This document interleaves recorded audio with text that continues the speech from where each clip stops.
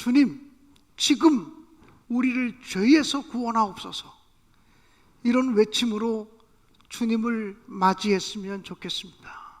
주님, 지금 우리를 죄에서 구원하옵소서. 이번 한 주간 동안은 고난주간입니다. 고난주간은 예수님의 생애의 마지막 주간입니다. 이 고난주간은 예수님이 십자가의 길을 걸어가시는 주간입니다. 이 고난주간 한 주간만이라도 더 경건을 연습하고, 고난주간 한 주간만이라도 나를 위해 살지 말고, 고난주간 한 주간만이라도 주님을 위해 살고 이웃을 위해 살아갈 결단을 하시기를 주님의 이름으로 간절히 축복합니다. 제가 어렸을 때 저희 집에는 2개의 성화가 걸려 있었습니다. 하나의 성화 액자는 예수님께서 제자들과 함께 최후의 만찬을 벌이시는 성화였습니다. 또 하나의 성화 액자는 예수님이 겟세마네 동산에서 커다란 바위 위에 쓰러지듯이 엎드려서서 기도하시는 그림이 그려진 성화 액자였습니다. 저는 어렸을 때부터 그 예수님이 겟세마네 동산에서 커다란 바위에 쓰러지듯이 엎드려서 그냥 이렇게 무릎을 꿇고 기도하시는 것이 아니라 이렇게 엎드려서 이러고 기도하시는 그 광경을 보면서 예수님의 기도가 참으로 처절하셨겠구나, 그런 생각을 하곤 했습니다. 얼마나 힘드셨으면 제대로 무릎 꿇고 정자세로 기도하실 수가 없어서 쓰러지듯이, 지쳐서 쓰러지듯이 그렇게 기도하실 수밖에 없었을까, 이런 생각을 했었습니다. 예수님께서는 생의 마지막 시간을 겟세마네 동산에 올라가셨습니다. 이 겟세마네 동산은 예수님이 자신의 의지를 가지고 제자들과 함께 올라가셨던 마지막 장소입니다.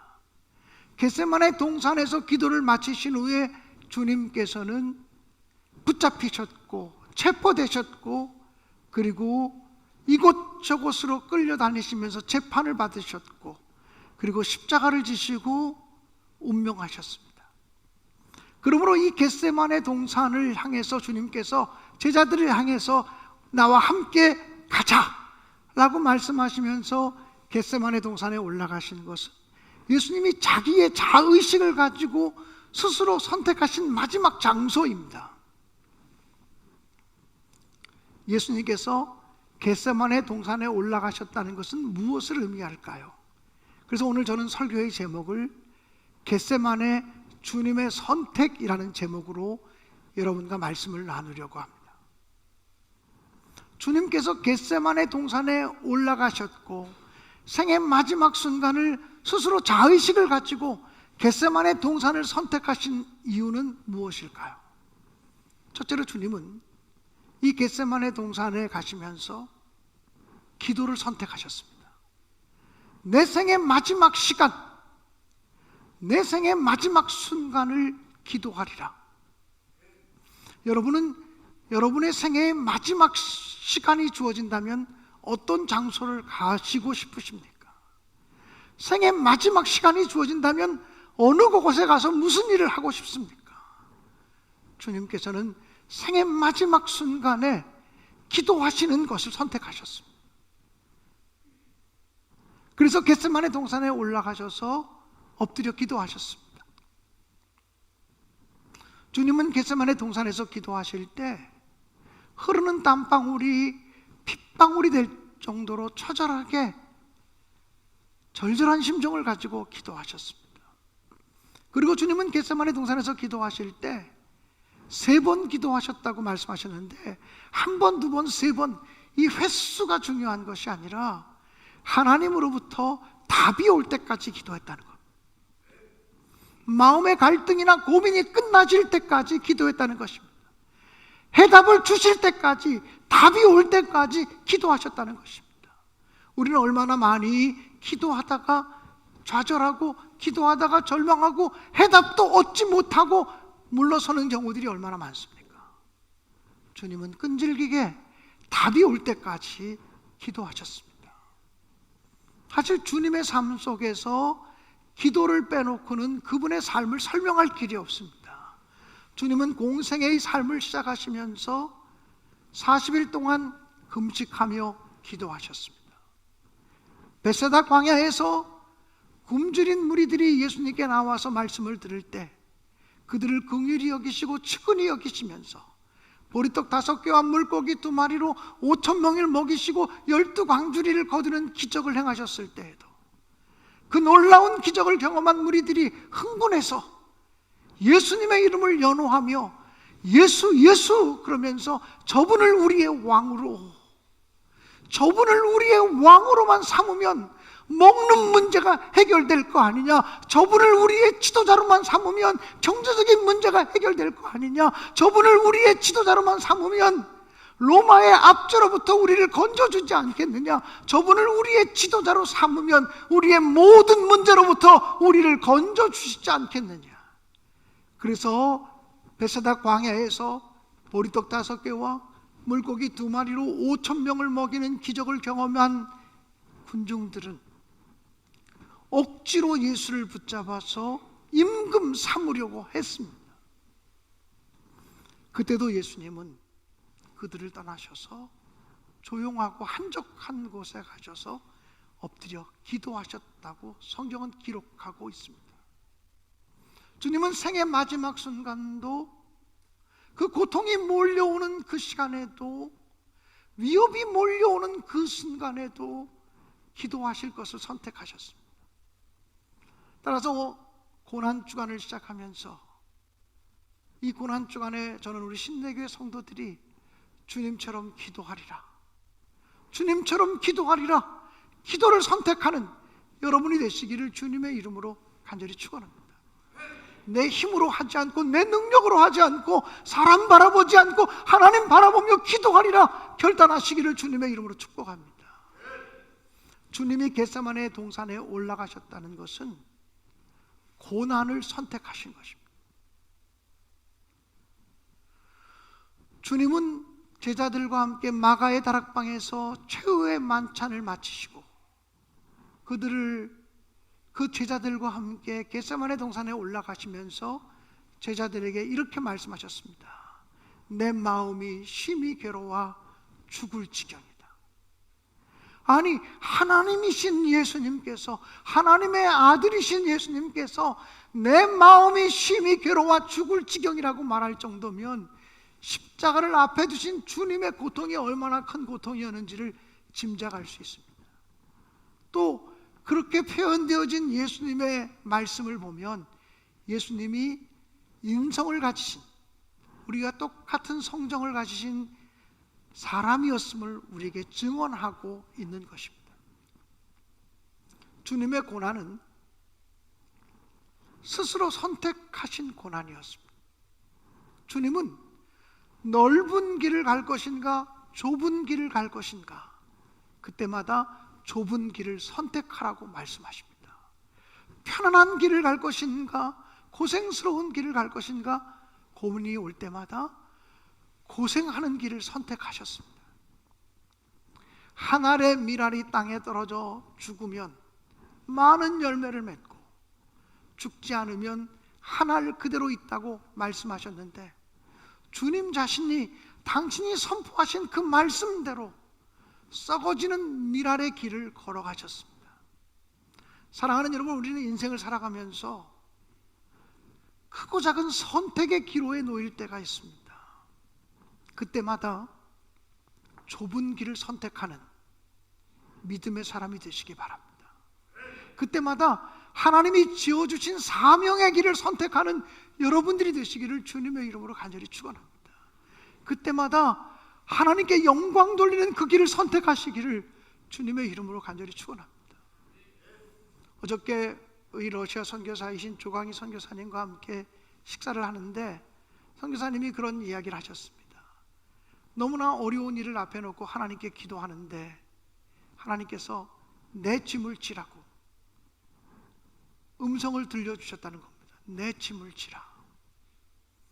처음에는 그냥 그 말을 그대로 따라했답니다. 어떤 목사님이 설교하면서 내 짐을 지라 따라하십시오. 내 짐을 지라 또 따라하십시오. 내 짐을 지라.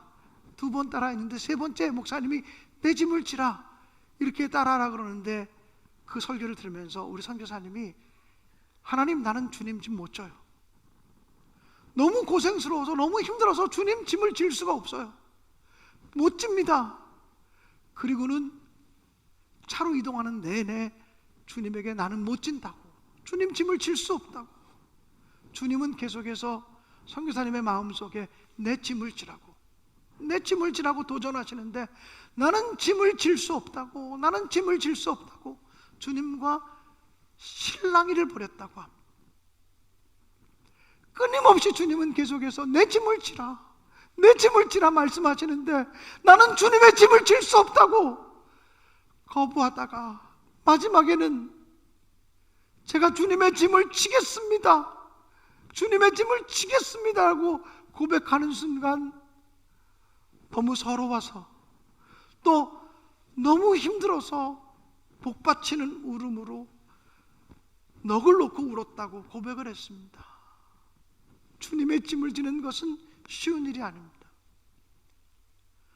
우리 감정대로, 우리 기분대로 살아가는 것은 매우 편안한 넓은 길을 걸어가는 것입니다.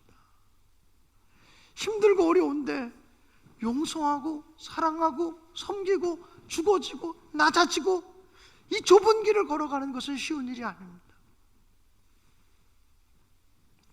그런데 주님의 짐을 지겠다고 결단하고 나니까 인간의 힘으로 되지 않던 것, 힘써도 애써도 참아도 되지 않던 일들이 하나님의 권능 안에서 하나하나 풀어지는 것들을 경험했다고 하는 간증을 들었습니다. 저는 선교사님의 간증을 들으며 그런 생각을 했습니다. 같은 시기를, 같은 시대를 살아가면서 어떻게 저분에게는 저런 큰 믿음이 있을까? 어떻게 같은 땅을 살아가면서 저분은 평신도인데 목사보다도 더 큰 믿음을 가지고 있을까? 이런 생각을 했습니다. 사랑하는 여러분, 주님께서 우리에게 언제나 요구하시는 것은 좁은 길을 걸어가라는 것입니다. 한 알에 썩어지는 밀알이 되라는 것입니다. 낮아지면 높아지리니 낮아지라고 말씀하시는 거예요. 죽어지라고 말씀하십니다. 우리의 본성은 할 수 없어요, 주님 그렇게는 못해요 라고 하는, 그렇게 반항하고 싶은 마음이 가득하지만 주님은 내 짐을 지라고, 내 짐을 지고 나를 따라오라고 말씀하시고 있는 것입니다. 오늘 여러분이 스스로 고난의 길을 선택했던 주님을 생각하시면서, 오늘 주님, 제가 감당해야 될 십자가는 무엇입니까? 제가 감당해야 될 사명의 짐은 무엇입니까? 기도하며 그 무거운 짐들을 지기로 결단하는 여러분 한 분 한 분이 되시기를 주님의 이름으로 간절히 축원합니다. 주님께서 겟세마네 동산에 올라가신 것은 예언의 성취를 선택하신 것입니다. 주님이 겟세마네 동산에서 기도를 다 마치셨을 때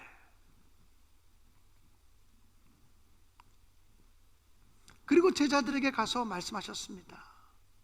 일어나라, 함께 가자.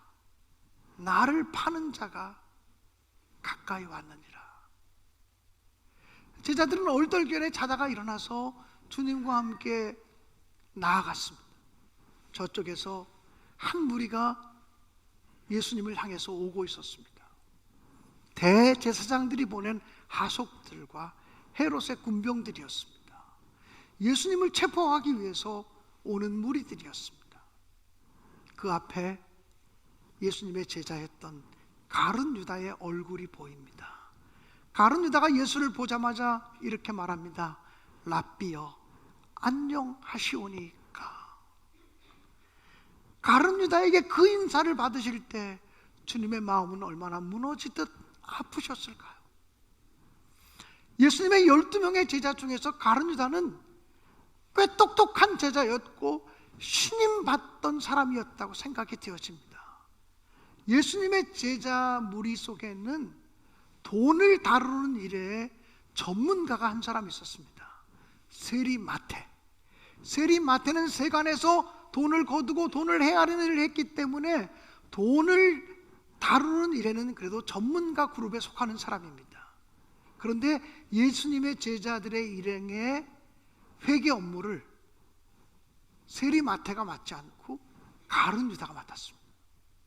그것은 가룟 유다가 그만큼 신임 받는 사람이었다는 것입니다. 누가 믿어지지 않는 사람에게, 믿을 수 없는 사람에게 돈주머니를 맡기고 믿을 수 없는 사람에게 회계 업무를 맡기겠습니까? 믿을만 하기 때문에 회계 업무를 맡기고 돈주머니를 맡기고 그러는 것 아니겠습니까?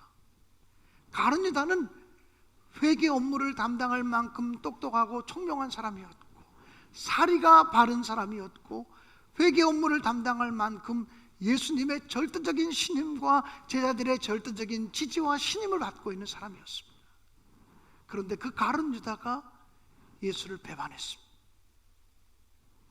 예수가 신뢰했던 그 사람이 예수를 배반했습니다. 믿는 도끼에 발등 찍힌다는 말이 이럴 때 해당되는지 모르겠습니다. 사랑하는 여러분,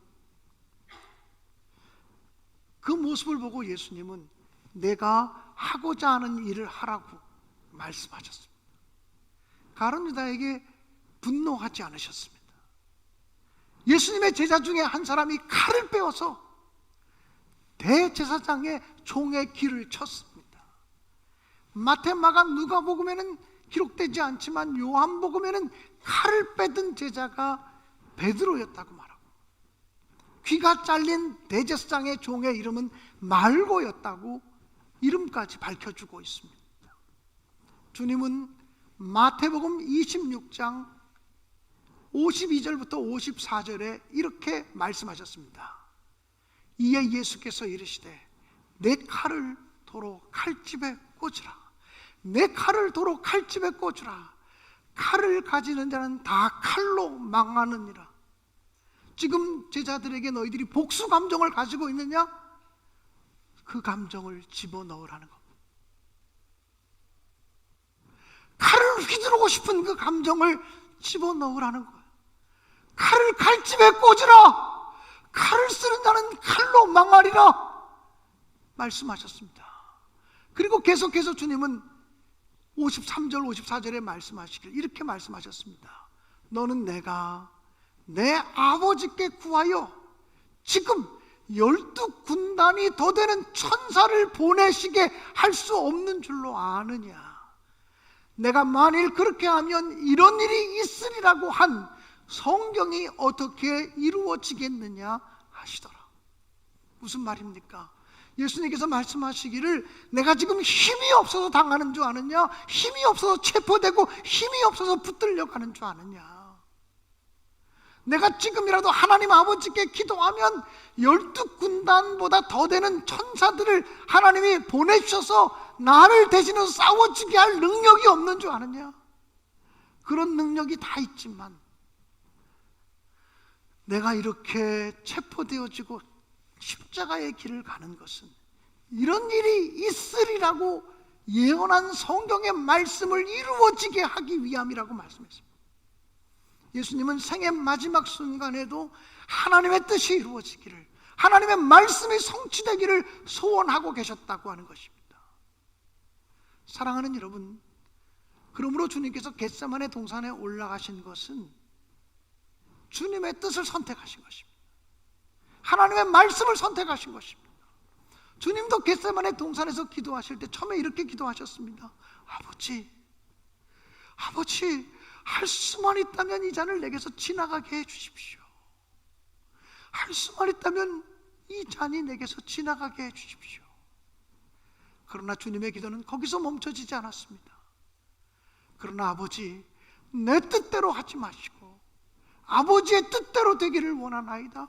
내 원대로 하지 마시고 아버지의 원대로 되기를 바라나이다라고 기도하셨습니다.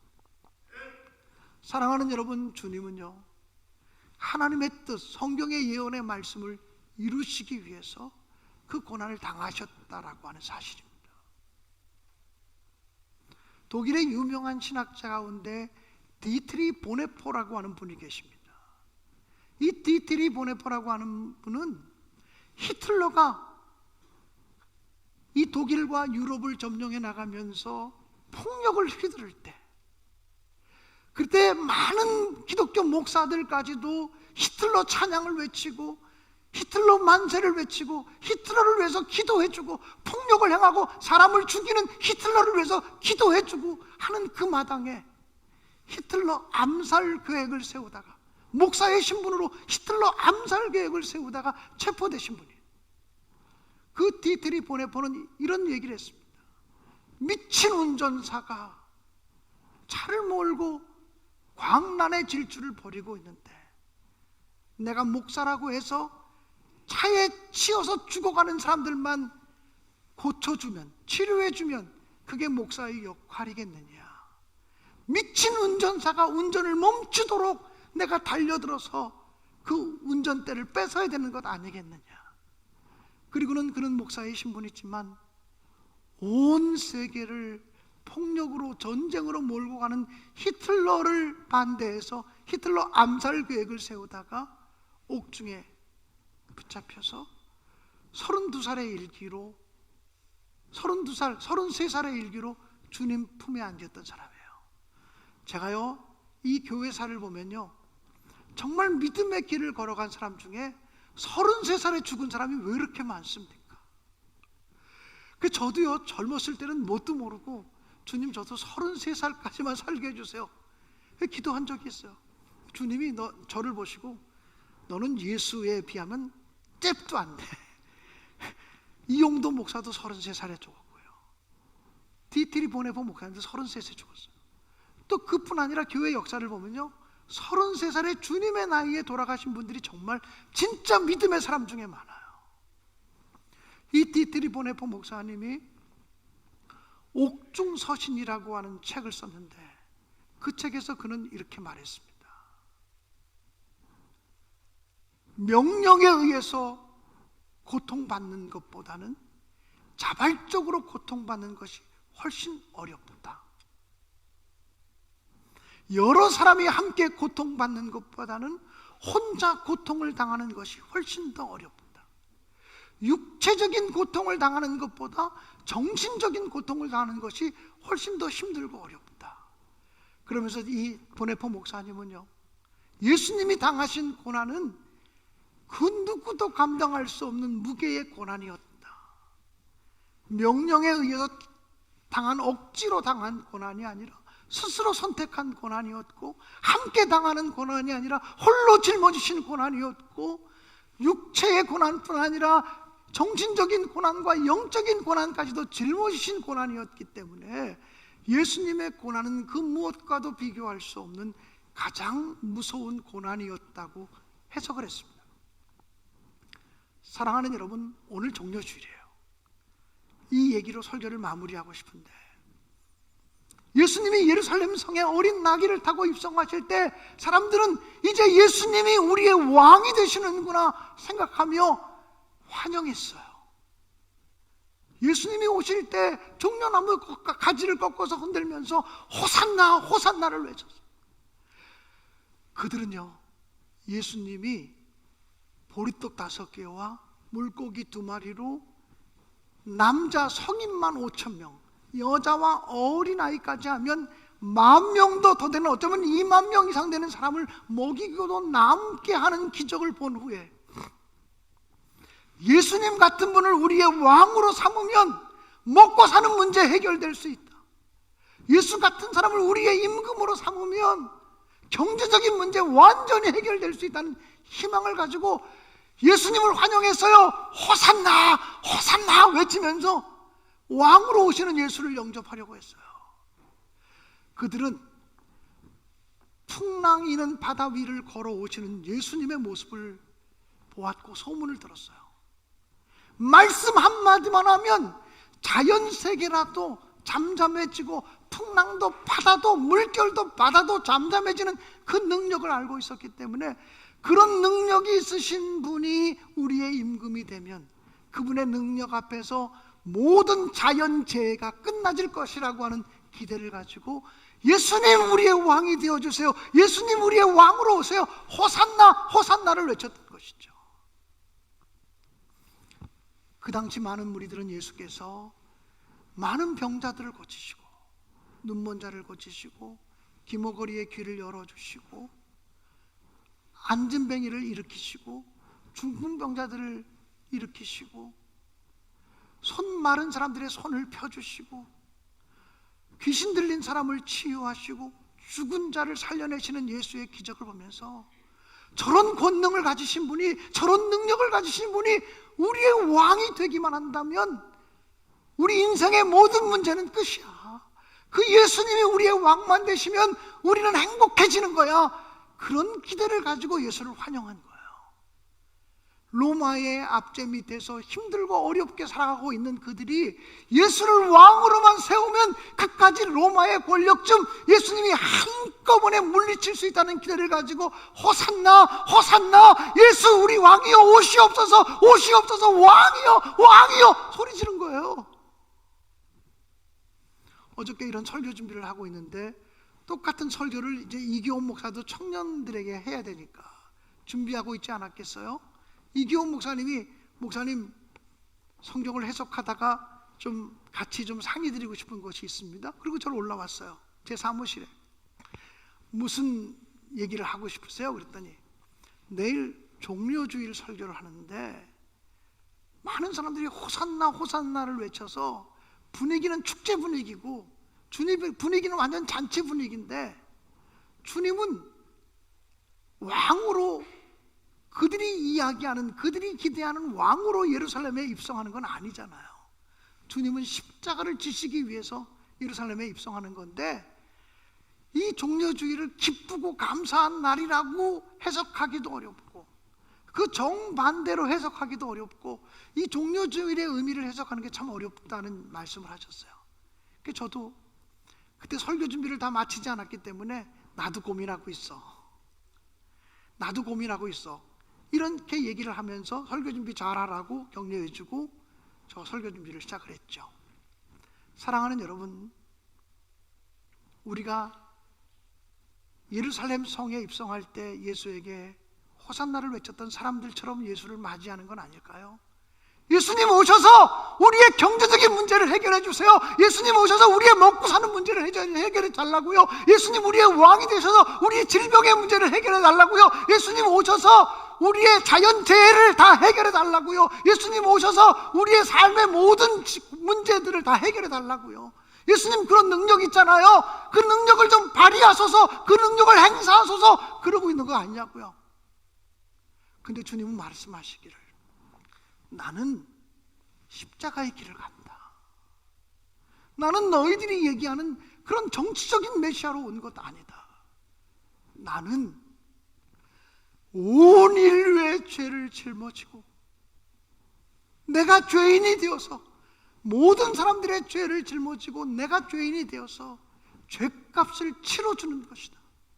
그래서 내가 죄값을 다 치름으로 말미암아 다 세상 모든 사람들에게 자유를 주고 평안을 주기 위한 것이라고 말씀하며 십자가의 길을 걸어가고 있거든요.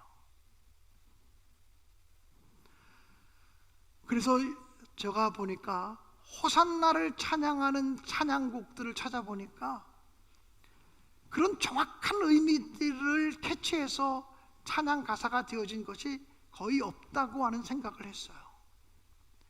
호산나를 외치며 왕이신 주님을 영접하는 사람들의 기쁜 모습들을 그려내고 있지만 그 기쁜 모습만을 가지고 종려주일을 다 설명할 수 없다. 종려주일의 의미는 우리의 욕심, 우리의 인간적인 기대를 내려놓고 십자가의 길에 서신 예수 그리스도를 구원의 주님으로 영접하는 것입니다.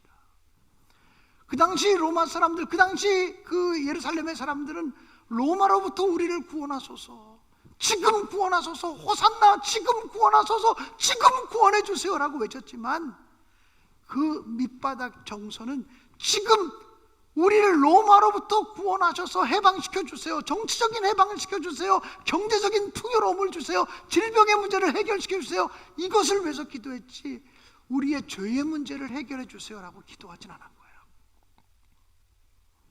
근데 주님은 그들의 기대를 저버리시고 십자가의 길을 걸어가심으로 그 시대의 왕이 아니라 모든 시대의 왕이 되기를 원하셨어요. 예루살렘의 왕이 아니라 이스라엘의 왕이 아니라 온 인류의 왕이 되기를 원하셨다고 하는 것입니다. 사랑하는 여러분, 예수님의 십자가는 우리의 죄의 문제를 해결하는 능력입니다. 예수님은 죽으심으로 구원의 역사를 이루시기 위해서 그 십자가의 길을 걸어가고 있는 것입니다. 고난주간을 보내면서 우리 모두가 예수님이 선택하셨던 기도를 선택하고 의미 있는 고난을 선택하고 예수님이 선택하셨던 말씀의 성취, 하나님의 말씀, 하나님의 뜻을 선택하며 살아가는 우리 모두가 되어질 수 있기를 주님의 이름으로 간절히 축원합니다. 당신은 영광의 왕이십니다. 당신은 평강의 왕이십니다. 하늘과 땅의 주가 되시는 분입니다. 당신은 정의의 아들이십니다. 천사가 무릎 꿇고 경배하며 노래할 분이십니다. 당신은 영광의 왕, 우리의 구원자이십니다. 이렇게 고백하며 우리가 결단했으면 좋겠습니다. 당신은 영광의 왕, 당신은 평강의 왕. 찬양하며 결단하겠습니다.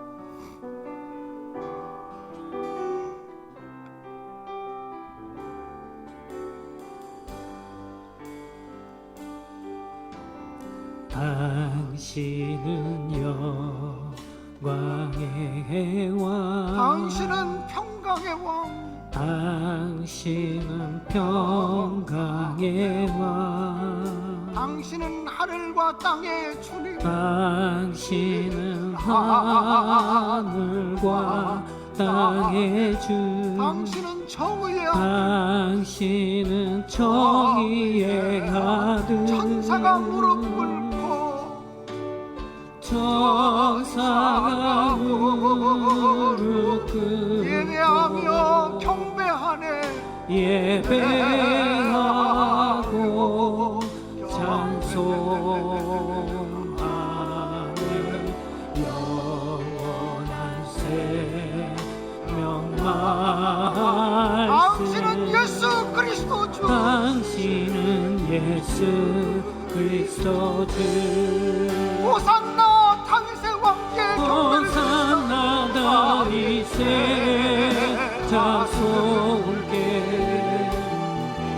호산나 불러 왕 중의 왕, 높은 하늘의 영광을, 높은 하늘의 영광을 예수 중에 지야네. 우리 다 함께 일어나서 찬양하겠습니다. 주님은 영광의 왕, 주님은 영광의 왕, 주님은 평강의 왕, 주님은 평강의 왕, 주님은 하늘과 땅의 주, 주님은 정의의 아들, 주님은 정의의 아들, 천사가 무릎 꿇고 천사가 무릎 꿇고 예배하며 찬송하네, 예배하고 찬송하네. 영원한 생명 말씀, 생명 말씀, 당신은 예수 그리스도, 당신은 예수 그리스도 주. 호산나 다윗의 왕께, 호산나 다윗의 자손께, 호산나 불러 왕 중의 왕, 호산나